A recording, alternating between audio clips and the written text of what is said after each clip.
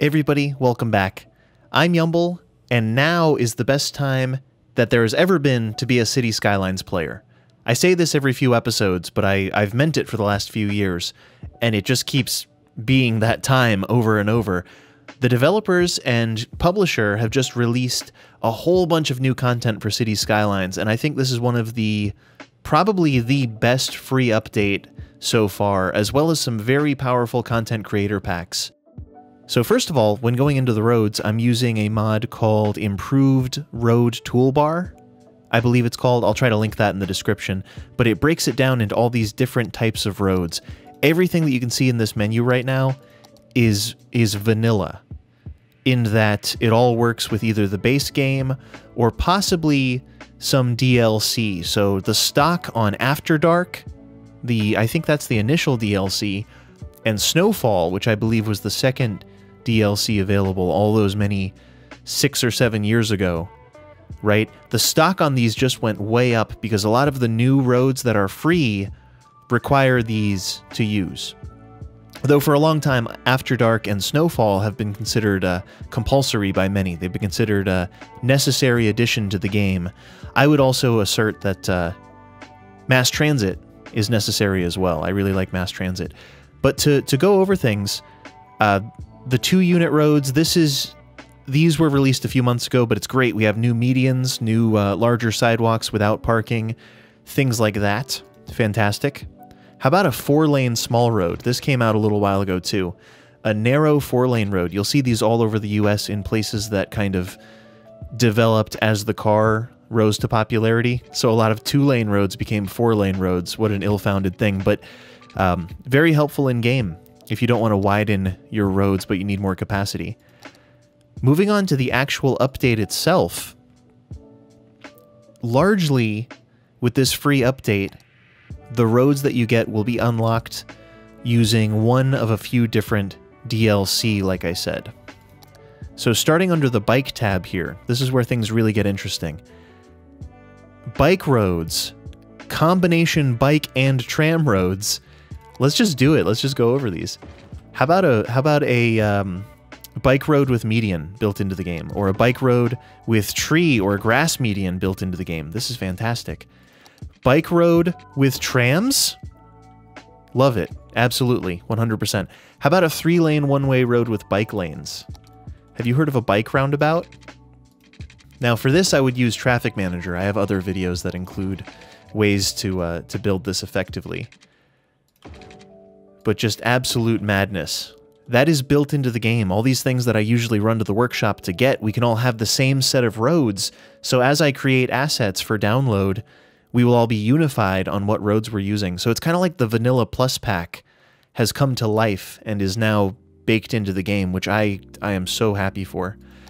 There's always been a 4-lane bike road as long as you have After Dark, so this is the vanilla 4-lane bike road effectively. Can you tell I'm excited? This is, for someone like me who loves the roads and the interchanges in this game, this is like the best upgrade that one could ask for, and it doesn't cost anything either. How about a bike road with grass median, bike road with trees? Very logical moves. This was built into the game.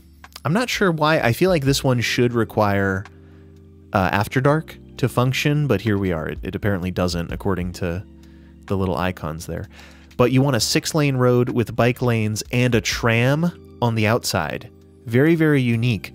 There's also an option for a tram on the inside if you want a tram on the median so that pedestrians will cross and go to the middle.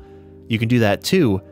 And it's always been that way, but now you can have one with bike lanes. So for your transit and pedestrian and bikeability oriented kind of synergy, you now have these options built into the game. I think no network exemplifies this better than this one right here. This is crazy. God, I'm so excited about this. It is effectively a 6-lane road. I could be wrong. I could be slightly off base with this. I haven't used it yet in-game, but I plan to stream tonight and build something with this at the center. But what it appears to be to me is a 6-lane road with bike lane and dedicated bus, taxi, and tram section as well. lane as well. Let's see if this confirms my suspicions. 6-lane road with tram tracks, bus, and bicycle lanes. So as you use this one, I want to say, let's just see what this intersection looks like. This would be shared for automobiles, unless you deny traffic on it with Traffic Manager. But as far as like synergy goes and having like a multimodal street, at this point we're approaching like it's not just a street, it's a large like throughway. But yeah, that is a fantastic concept. How about a 6-lane bike road with median as a complement to your 6-lane road with median? Just awesome. 4-lane road with bike lane and tram tracks. I could actually see using this one pretty much all the time, possibly even more than the bus lane version. So this one has a center median tram station. So as you add tram stops, the pedestrians will cross the street and then come down the median to get on their stop at the tram, which is fantastic. Plus a bike lane on the exterior of the entire road. We'll call it a semi-protected. The meme is that a lot of the world does bike gutters, specifically in the US. This is a step up, so this is a semi-protected, I would call it. It's at least got kind of a dotted curb. But that is fantastic. As an option in-game, I cannot wait to implement that. That pretty much covers the bikes. I don't suppose I missed any. There will be a bit of crossover between these networks, of course, as well. Because right now, look at this. The 6-lane, this appears in 3 different categories. Bike, bus, and tram. So that legend of a road is going to be around on a lot of these. So we've got bus-only roads that came with the Plazas and Promenades DLC about 2 months ago, maybe a month ago. That's fantastic. The snowfall, so you'll see this one requires snowfall. This is kind of a mixed thing, and I'm not sure why this falls under the bus tab, actually, now that I think of it. So here's what's going on, I suppose. It's just occurred to me that the improved oh shoot, I said it earlier. The way that this is organized due to a mod, improved road toolbar, is reading this one as a bus road for some reason. Well, I'm not going to go into in-depth on that because I just realized it. But anyway, here we are. These require snowfall because these are actually tram roads. Hopefully these appear under the tram section as well. They do, of course. That's good. So I'll skip them for now. How about a dedicated bus road with... yeah, this is new. 4-lane road with bus lanes. I believe this is quite new because I don't remember seeing this anywhere. How about a pedestrian/bus road? That's Plazas and Promenades. I'm getting confused. There we go. Pedestrian roads with tram tracks in 3 different skins, 3 different variants, depending on what kind of surface you want. These are both after dark. I believe these were already built into the game. Yeah, that looks fine. That looks typical. But with the parking on the outside, now I'm second-guessing everything. We love a 4-lane bus road with median. I think that was already in the game. Here's that legend, once again. How about bus road? I'm not sure why the... if anyone has any idea why these are disappearing, I did notice earlier that the highway with bus lane has some texture issues for me, so that's just lack of knowledge on my part. But yeah, these are in the game. Many bus roads, as well as some combination bus-tram roads, bus-tram-bike road, which is just crazy. Nutty. So here's some stuff really worth getting excited about on the tram side of things. Tram, 2-lane tram. Is this a dedicated tram? 2-lane road with median and tram tracks. So this would be for tram and auto traffic, but also features a median, which is very unique. Here's the original tram road. Just shared tram track, automobile, as well as parking on the sides. Take that and apply it to a pedestrian road. I believe this is pedestrian only, yep. In 3 different variants, so you can get the cobblestone just right. How about a tram road? I believe this is autos. I believe this is car. It is, yeah. Median, tram tracks, bike lanes, shenanigans. So this is a 4-lane road with shared tram track and automobile. in the center lane. This road, I think Bad Peanut had this in the workshop a long time ago. And this is possibly the most powerful little network for your suburban areas or for small streets that you want to keep small. Trams run in the center on dedicated tracks. Fantastic. Automobiles run on the outside in a dedicated lane. So I just think that's awesome. 2-lane road with separate tram tracks supports low traffic. So these are not parking lanes, just to be clear. No, there's no parking on this. This is dedicated lanes for your tram and your car, and it's only 16 meters wide. It's powerful. You can imagine that. So that's perfect for suburbia. That's perfect if you don't want the auto traffic mixing with the tram traffic in the lanes. Just awesome. Wide pedestrian streets with tram. 6-lane road with tram. 6-lane with grass and trams. Same with trees. Trams and bikes. Trams, bus, and bikes. Trams with trees. 4-lane trams with trees. Dedicated tram lane down the middle. This one is reminiscent of that original... I want to say it's this one. This is the original iteration of kind of the median tram road that came with Snowfall. But then if you take that a step further, you can put trees on the side at the cost of sidewalk. Small price to pay, I think. Throw some bikes in the mix. Get rid of the bikes and add 6 lanes. So many options. It's just crazy, specifically within the bike, bus, and tram realm. But don't sleep on the new, like, median 6-lane road. Don't sleep on the new, this one, like the small 4-lane road. That's awesome. Don't forget about the one-way streets. Don't forget about the one-way with bike. I'm very excited about all these networks. That's enough about networks. Moving on. How about this one? City Skylines has been out since 2015. It's currently November of 2022. Only now do we finally have access to vanilla tall buildings. So go crazy, everyone. This is probably one of the finest content creator packs that have come out for the game, and it's going to really help players without access to the Steam Workshop develop their skyline, develop some verticality in their city without having to use like the IT cluster. If you know that one, IT cluster buildings, which kind of stand out in a weird way. So fantastic job on this one.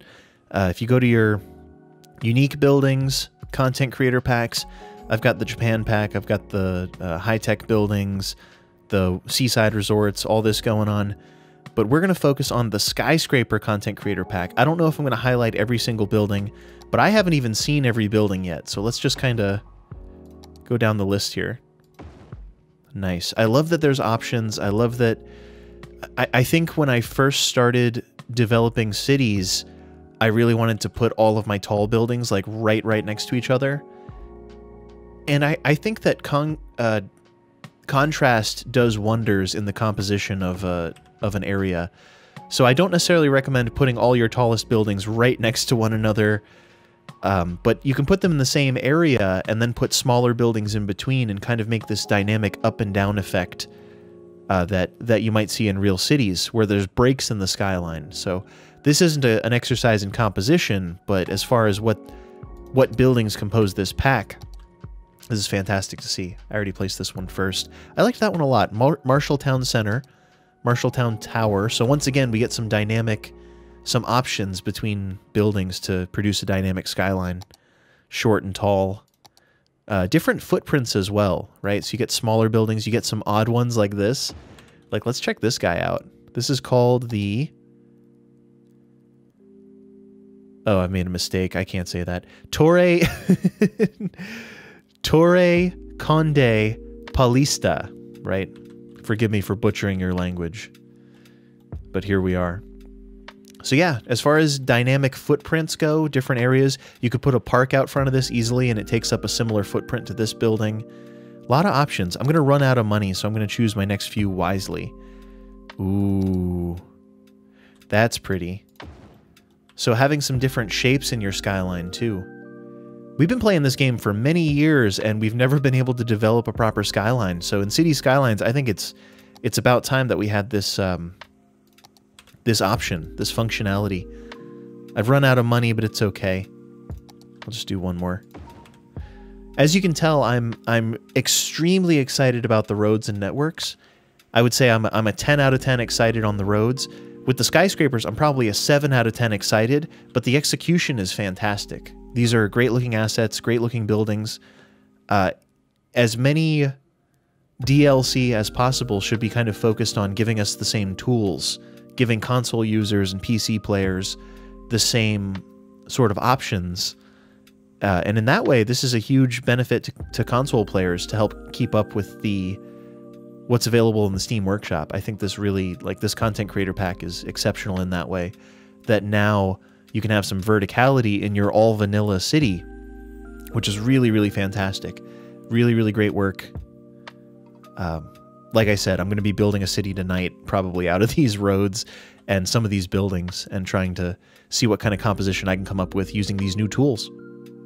Now we come to Heart of Korea, the content creator pack that just came out 2 days ago as well, with all these other updates. And it does come with some unique buildings, so you do get some parks, some variety. I haven't looked at everything yet in this, I'll be honest, but we're about to see some stuff. Some park options, some different buildings, this huge double skyscraper which came with it. Really, really nice. Some larger, what look like commercial entities. Very cool. I think the big draw, though, to the Korean pack, the Heart of Korea pack, is actually going to be the growables. So rather than the unique buildings, which this is formidable, this is really cool, but what I'm really looking forward to is being able to zone an area and not have to hand place every building and have it come out okay. So, yeah, this has a lot of options in that, and I'm always kind of a fiend for more comprehensive growable packs, where you can just grow the buildings in and not have to hand place every single one. It's just hard to find them in ways that kind of make sense and look cohesive. These look way better than the vanilla buildings. That's what I see immediately, is that the attention to detail and the textures used and just the overall everything looks way better than the vanilla buildings. So I'd be happy to make like a commercial area or a residential area that looks like this. I don't think it comes with any high-density residential, but it is a suitable replacement for a lot of high-density commercial.